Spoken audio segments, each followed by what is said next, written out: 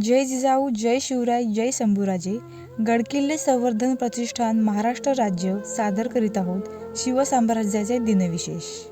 13 मार्च इसवी सन 1665. स्वराज्य संकटात. मोगली फौजांचा स्वराज्यात धुमाकूळ. संकटांची मालिका सुरू झाली होती. कोटीचंडी यज्ञ करून आलेल्या मिर्झाराजे जयसिंग यांच्या परवानगीनंतर मिर्झाराजे जयसिंगच्या फौजांनी दिलेर खानच्या नेतृत्वाखाली किल्ले पुरंदरला वेढा टाकला आणि सुरू झाला मराठ्यांचा एल्गार. 13 मार्च इसवी सन 1682. छत्रपती संभाजी महाराजांचे दिवाकर गोसावी यांना पत्र. स्वामी सज्जनगडी पूर्णवतार केला ते स्थळी हनुमंताचे देवालय बांधले आहे. स्वामी असता समुदाय होता तो सेवेसी असो देणे आणि सुभासुभाहून धर्मदाय इनात देविळे तो आणून देवास व समुदायास पाठवीत जाणे, यथाविधी उत्सव समारंभी करीत जाणे. तसेच श्री रघुनाथ देवालय चापुळी आहे, तेथील नित्यपूजा रथोत्सव सदनेप्रमाणे मोईन व इनाम आणून यथासांग करीत जाणे. 13 मार्च इसवी सन 1707. छत्रपती शाहू महाराजांची जुल्फिकार खानाने बादशहाशी भेट घडवली. आदमी नाही भूत का नाही अशी मराठ्यांना बहुमानाची पदवी देऊन औरंगजेबाने या जगाचा निरोप घेतला. त्यानंतर औरंगजेबाचा दुसरा मुलगा शहाजादा अज्जमने स्वतःला बादशाह म्हणून घोषित केले. बादशाह अज्जम शहाने छत्रपती शाहू महाराजांना पोशाख दिला. छत्रपती शाहू महाराजांच्या सुटकेचा हा पहिलाच प्रयत्न होय. 13 मार्च इसवी सन 1719. छत्रपती शाहू महाराज आणि हुसेन अली तहास मान्यता. 17 फेब्रुवारी 1712 दिल्लीचा बादशाह बहादूर शाह मरण पावला. या सुमारास दिल्ली दरबारात सय्यद अब्दुल्ला व सय्यद हुसेन अली या दोघा भावांनी मिळून वर्चस्व स्थापन केले होते. त्यांनी बहादूर शहाच्या या बादशाह झालेल्या मोठ्या मुलास जहांदर शहाला व त्यासाठी त्याला मदत करणारा जुल्फिकार खानास ठार मारून जहांदर शहाच्या पुतण्याला दिल्लीचे तख्तार बसविले.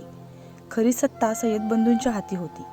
सय्यद हुसेनला दक्षिणेकडे पाठवून त्याचा काटा काढण्याचा डाव होता, पण या कटाची माहिती सय्यद हुसेनला आधीच मिळाल्याने त्याच्या मरणाचा कट टळीस गेला नाही. इकडे दिल्ली दरबारात सय्यद अब्दुल्ला विरुद्ध फळी तयार झाल्याने हुसेन अलीने दिल्लीत क्रांती घडवून आणण्यासाठी शंकरजी मल्ला नंदुरकर यांच्या मदतीने मित्रवर्य निमिष ढळे यांच्या पोस्टमध्ये नमूद केलेला करार केला. हुसेन अलीने मराठ्यांबरोबर केलेला तह बादशहाला आवडला नाही. या कराराचा हेतू आपल्या विरुद्ध कट करायचा असल्याने बादशाला वाटले, म्हणून त्याने या करारास मान्यता दिली नाही व सय्यद बंधूंविरुद्ध युद्धाची तयारी केली.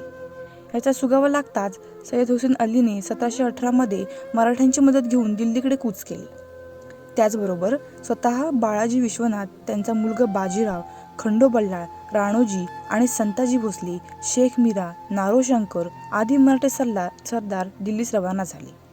28 फेब्रुवारी 1719 सय्यद बंधूंनी मराठ्यांच्या मदतीने सर्व प्रतिकार मोडून दिल्लीवर ताबा मिळवला व फर्रुखिसरला पदच्युत करून प्रथम रफिक उद्दव राज्य, नंतर रफिक उद्दौला व शेवटी औरंगजेबाचा पणतू रोशन अख्तर यास मुद्दशाह किताब देऊन दिल्लीच्या गादीवर बसवले.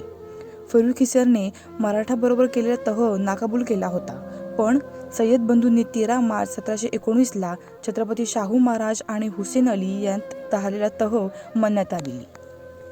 13 फेब्रुवारी इसवी सन 1800. नाना फडणवीस यांचा मृत्यू. जन्म 12 फेब्रुवारी 1742. पेशव्यांच्या दरबारी असणारे मराठे साम्राज्यातील मुत्सद्दी होते. पेशवाईतील 3.5 शहाण्यांपैकी हे अर्धे शहाणे समजले जात. नाना फडणवीस यांचे मूळ घराणे कोकणातल्या रायगड जिल्ह्यातील श्रीवर्धन येथील होते. त्यांचा जन्म 12 फेब्रुवारी 1742 रोजी सातारा येथे झाला. बालवयातच नानासाहेब पेशव्यांच्या सान्निध्यात असल्यामुळे राज्यकारभाराचे शिक्षण त्यांना मिळाले. वयाच्या 20व्या वर्षी थोरल्या माधवरावांकडून त्यांना नाना फडणवीस यांची वस्त्रे मिळाली. एवढे मोठे पद नानांनी आपल्या कर्तृत्वाने आणि मुत्सद्दीपणाने सांभाळले. आपल्या चातुर्याच्या बळावर नानांनी राजकीय घडी बसवलीच होती, पण त्यांची कामाची तडफ, त्यांच्या वागण्यातला समतोलपणा याबरोबरच पेशवाई आणि राज्यसत्तेचा दबदबा आणि दरारा सुद्धा त्यांनी वाढवला. इंग्रजांचा पाडाव करण्यातही ते यशस्वी झाले.